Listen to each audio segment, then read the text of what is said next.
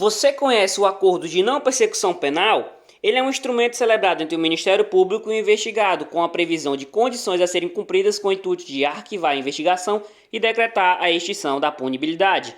É um negócio bilateral, haja vista que o investigado não está obrigado a aceitar as condições impostas. Os requisitos para a celebração estão lá no Código Processual Penal, artigo 28-A.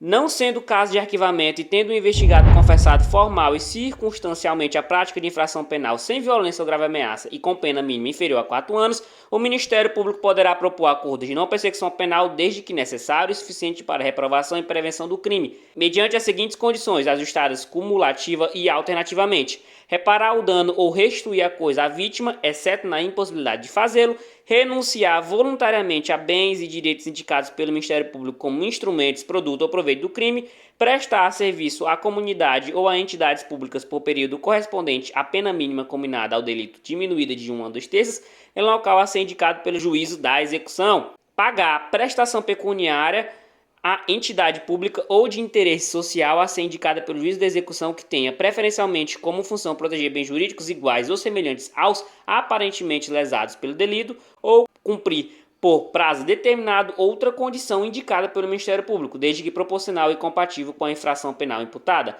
A confissão ela deve ser uma narrativa suficientemente coerente e convincente sobre a prática criminosa, a ponto de transmitir consistência e veracidade, lembrando que a pena mínima inferior a 4 anos vai levar em consideração as causas de aumento e diminuição de pena. Dessa forma, caso um crime com pena mínima inferior a 4 anos sofra um aumento da sua pena, fazendo com que a mínima fique igual ou superior a 4 anos, não poderá ser mais celebrado o acordo. Além disso, não será cabível esse acordo se for cabível transação penal de competência dos juizados especiais criminais, se o investigado for reincidente ou se houver elementos probatórios que indiquem conduta criminal habitual, reiterada ou profissional, exceto se insignificantes as infrações penais pretéritas, ter sido agente beneficiado nos últimos 5 anos anteriores ao cometimento da infração em acordo de não persecução penal, transação penal ou suspensão condicional do processo, e nos crimes praticados no âmbito de violência doméstica ou familiar ou praticados contra a mulher por razões da condição de sexo feminino em favor do agressor.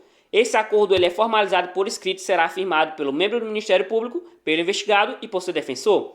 Para a homologação do acordo de não persecução penal, será realizada uma audiência na qual o juiz deverá verificar sua voluntariedade por meio da oitiva do investigado na presença de seu defensor e sua legalidade. Se o juiz considerar inadequadas, insuficientes ou abusivas as condições dispostas no acordo de não persecução penal, ele vai devolver os autos ao Ministério Público para que seja reformulada a proposta de acordo, com concordância do investigado e seu defensor. O juiz poderá recusar a homologação proposta que não atender aos requisitos legais ou quando não for realizada a adequação, que é aquela reformulação dita anteriormente.